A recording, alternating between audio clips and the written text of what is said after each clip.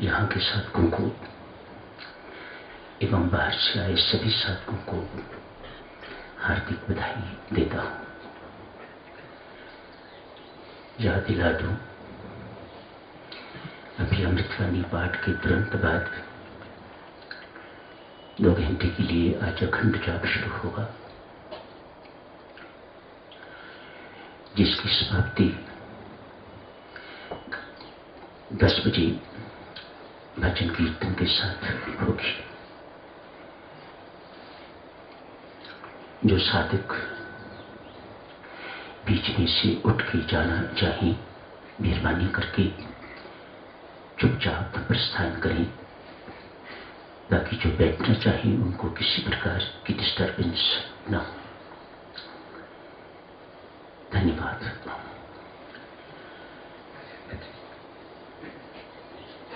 आज बहुत से साधक प्रस्थान करने वाले हैं। कल की चर्चा जो भाद्रतनु की थी, आज अमृतवाणी पाठ की पहले ही उसे समाप्त करने की आपसे इजाजत मांगता हूँ। भाद्रतनु का बड़ा पापी जीवन रहा है, आपको याद है। महापापी जीवन, घृणित जीवन रहा है।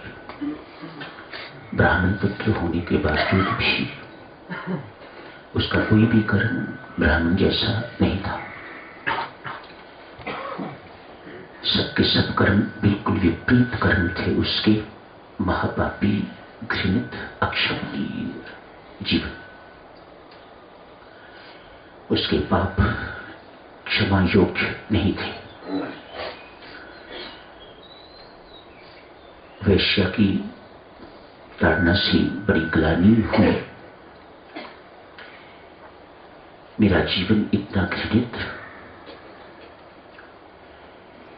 ये नीच अधम मुझसे इतनी बेहतर कि मुझे उपदेश दे रही है। जो उपदेश मुझे ब्राह्मण होने के नाते इसको देना चाहिए था, ये नीच मुझे उपदेश दे रही है। बहुत गहरी चोट लगी।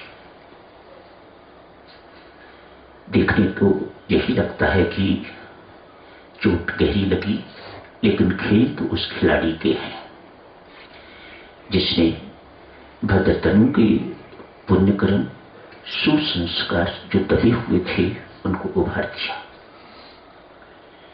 आज परमेश्वर ने इसे अपनी कृपा का पात्र बना लिया है। अहैतुकी कहिए, कर्मों के अनुसार कहिए, जो मर्जी कहिए, मैं तो अहैतुकी ही कहूंगा। परमात्मा की कृपा कोई कारण नहीं ढूंढती और कारण कभी होता भी नहीं है। फिर भी पुरुषार्थ साधना तो हर साधक को करनी ही चाहिए। धिक्कार सुन के भाद्रतनु ने वैश्या के चरणों को छुआ। उसके बाद कभी उसके द्वार पर फिर गया नहीं। यही परमात्मा की कृपा की चिन्ह है। जब पाप से मुख मुड़ जाए और पुण्य की ओर, परमात्मा की ओर पांव मुड़ जाए, तो ये परमात्मा की कृपा का प्रतीक है, साक्षात प्रमाण। महर्षि मार्कंडेय के पास गए,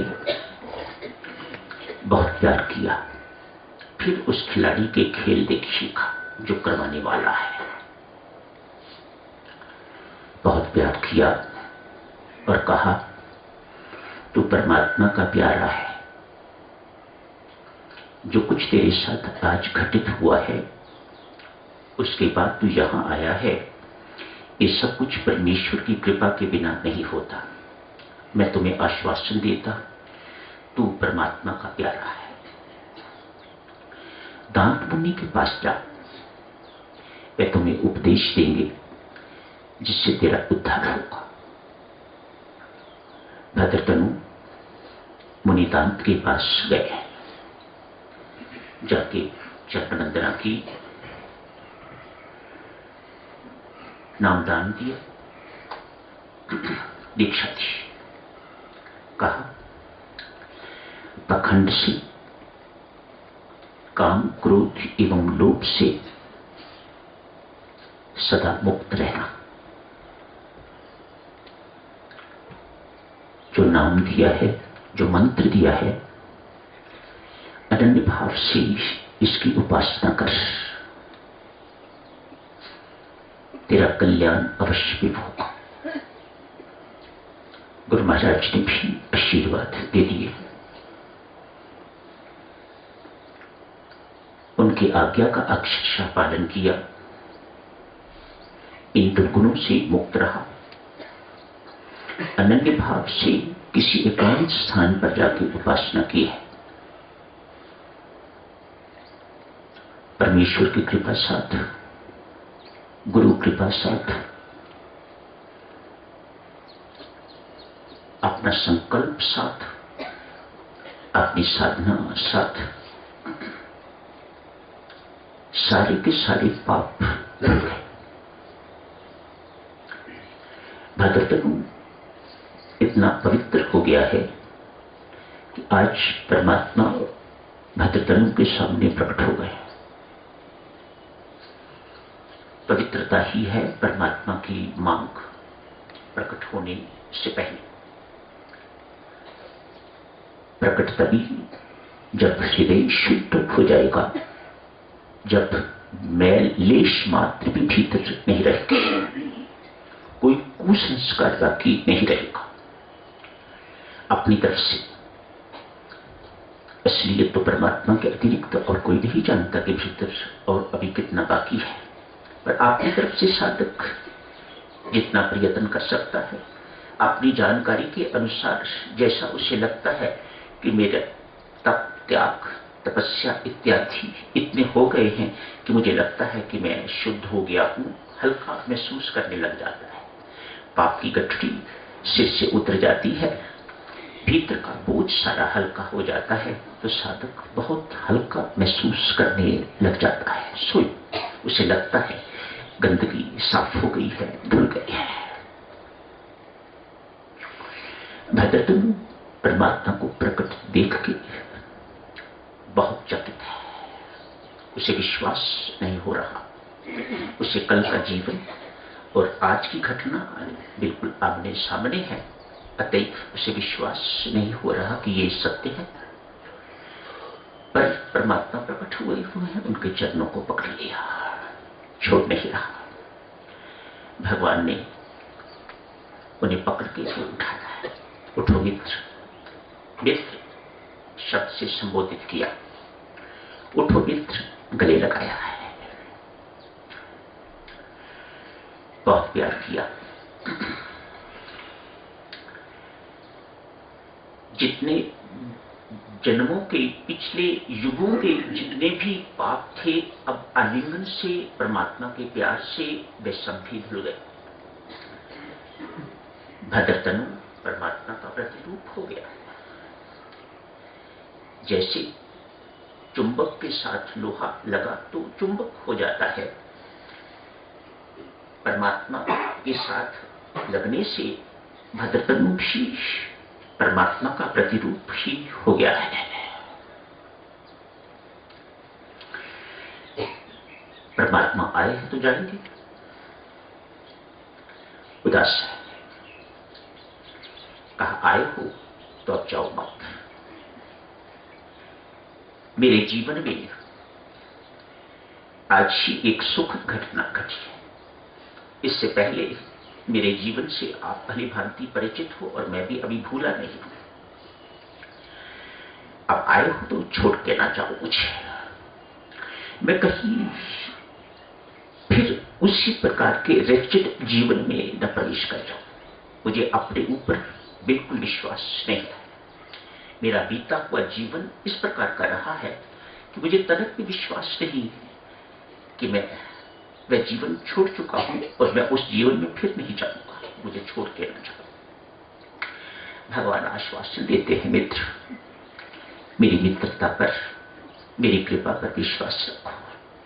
जिसे मैं धोता हूं उसे फिर कोई गंदा नहीं कर सकता। तुम सदा के लिए निर्मल रहोगे। मेरी तरफ बन ठन के रहो। भगवान श्री भद्रतनु को कितने निहाल हैं परमात्मा भद्रतनु पर इस वक्त। मेरी तरफ बन ठन के सच सच के रहो। ये गंदे कपड़े उतारो, ऐसे अच्छे नहीं लगते मुझे। मेरे मित्र होके और ऐसे बन के रहोगे। भगवान की आज्ञा का पालन करो। बहुत सच धज के भद्रतनु ने शुरू किया। गुरु चकित, क्या हुआ है तुम्हें? अचानक क्या हो गया तेरे साथ कि तू इतना सज धज के बंठन के रहना? भगवान की आज्ञा है। क्या मतलब? क्या तुम्हें भगवान के दर्शन हुए हैं? हाँ गुरु महाराज, मुझे परमात्मा के दर्शन हुए हैं। गुरु महाराज चकित है। हजारों वर्ष की मेरी तपस्या और मुझे आज तक दर्शन नहीं हुए, इसी दर्शन हो गए। और चकित है। कहा मुझे दर्शन हुआ। जरूर गुरु महाराज। भद्रतनु शिष्य कह रहा है, जरूर महाराज, जरूर दर्शन होंगे। भद्रतनु ने भगवान को याद किया। कहा महाराज, गुरु महाराज को दर्शन दीजिए। नहीं, उन्हें अभी हजारों वर्ष की तपस्या की जरूरत है। उसके बाद दर्शन होंगे, उसके बाद मिलन होगा। भद्रतनु यहां बहुत गहन बात, बहुत गुप्त बात परमात्मा देव स्पष्ट करते हैं। ये बातें जितनी भी हैं साधुजनों, हम सबके साथ भी किसी न किसी मात्रा में घटित होती है। क्या कहते हैं भगवान? भद्रतनु मेरे भक्त। अब भद्रतनु छोड़ दिया। मेरे भक्त, मेरे मित्र, तूने भी हजारों वर्ष तपस्या करी थी। एक प्रतिबंध था, उसके मिटते ही मैं प्रकट हो गया। कैसी भेद की बात। एक प्रतिबंध था, मानो जो कुछ तेरे जीवन में घटित हुआ है ये एक अनिवार्य घटना थी, इसे घटना ही था। एक प्रतिबंध था, वह घटित हुआ और उसके मिटते ही मैं तेरे सामने प्रकट हो गया। भक्त कहता है, प्रभु वह सब ठीक है, आपने कहा कि मेरे गुरु को हजारों वर्ष की तपस्या की आवश्यकता है, उसके बाद आपका मिलन होगा। मेरी प्रसन्नता के लिए गुरु महाराज को दर्शन दीजिएगा। भगवान श्री प्रकट हुए उनके सामने। भक्त के सामने तो प्रकट ही थे, उनके सामने अप्रकट थे, उनके सामने भी प्रकट हुए, उन्हें दर्शन दिए। दोनों को भगवान ने अपना धाम प्रदान किया। ये भगवत कृपा है।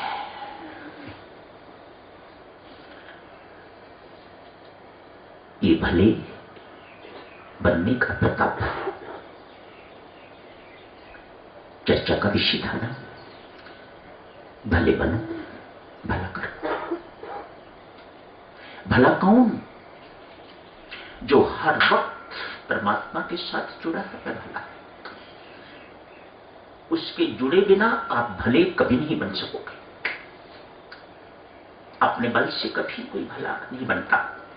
बलदाता से जुड़ा रहता है तो भला बनने की संभावना बिल्कुल पक्की हो जाती है और वह भला बन के रहता है।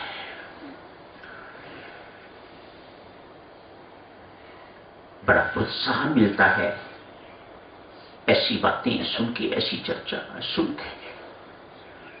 हम कितने भी बड़े पापी, महापापी क्यों नहीं, यदि भद्रतनु का सुधार एवं उद्धार हो सकता है तो हमारा क्यों नहीं हो सकता? आवश्यकता है जो भद्रतनु ने किया वह हमें भी करना है। बस प्रभु जी तुम बड़े दयालु हो, प्रभु जी तुम बड़े दयालु हो। प्रभु जी तुम बड़े कृपालु हो, प्रभु जी तुम बड़े कृपालु हो, प्रभु जी तुम बड़े कृपालु हो, प्रभु जी तुम बड़े दयालु हो, प्रभु जी तुम बड़े कृपालु हो। सुदामा दर पे आया था, सुदामा दर पे आया था, भेंट में संतुल लाया था, भेंट में संतुल लाया था, प्रेम से भोग लगाया था, प्रेम से भोग लगाया था, सभी दुख दर्द मिटाया था, सभी दुख दर्द मिटाया था, यार को गले लगाया था, प्रभु जी तुम बड़े दयालु हो, यार को गले लगाया था, प्रभु जी तुम बड़े दयालु हो, प्रभु जी तुम बड़े दयालु हो, प्रभु जी तुम बड़े दयालु हो, प्रभु जी तुम बड़े दयालु हो, प्रभु जी तुम बड़े दयालु हो, प्रभु जी तुम बड़े कृपालु हो, प्रभु जी तुम बड़े कृपालु हो, प्रभु जी तुम बड़े दयालु हो। आइए सच्चमुच सब मिलकर उस प्रभु के नाम का गुणगान करते हैं अमृतवाणी के माध्यम से। सब पुस्तक खोल के रखिएगा अपने सामने, देख के अमृतवाणी का पाठ कीजिएगा। धन्यवाद, बहुत बहुत धन्यवाद। मेरा रोम रोम श्री राम पुकारे, ऐसी कृपा करो मेरे राम। रोम रोम श्री राम पुकारे, ऐसी कृपा करो मेरे राम। रोम रोम श्री राम पुकारे, ऐसी कृपा करो मेरे राम। रोम रोम श्री राम पुकारे, ऐसी कृपा करो मेरे राम। रोम रोम श्री राम पुकारे, ऐसी कृपा करो मेरे राम। रोम रोम श्री राम पुकारे, ऐसी कृपा करो मेरे राम। ऐसी कृपा करो मेरे राम, ऐसी कृपा करो मेरे राम। ऐसी कृपा करो मेरे राम, ऐसी कृपा करो मेरे राम। ऐसी कृपा करो मेरे राम, ऐसी कृपा करो मेरे राम। ऐसी कृपा करो मेरे राम, ऐसी कृपा करो मेरे राम। ऐसी कृपा करो मेरे राम, ऐसी कृपा करो मेरे राम। ऐसी कृपा करो मेरे राम, ऐसी कृपा करो मेरे राम। ऐसी कृपा करो मेरे राम, ऐसी कृपा करो मेरे राम। ऐसी कृपा करो मेरे राम, ऐसी कृपा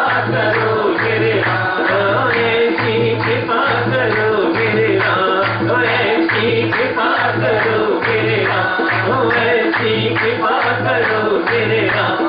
ऐसी कृपा करो मेरे राम। ऐसी कृपा करो मेरे राम। ऐसी कृपा करो मेरे राम।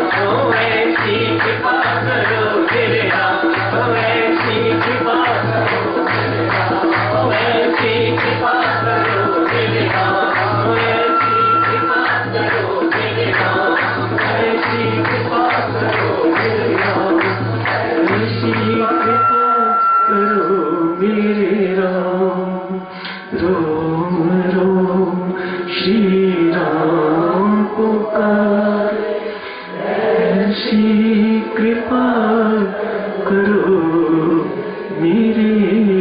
राम। सर्वशक्तिमान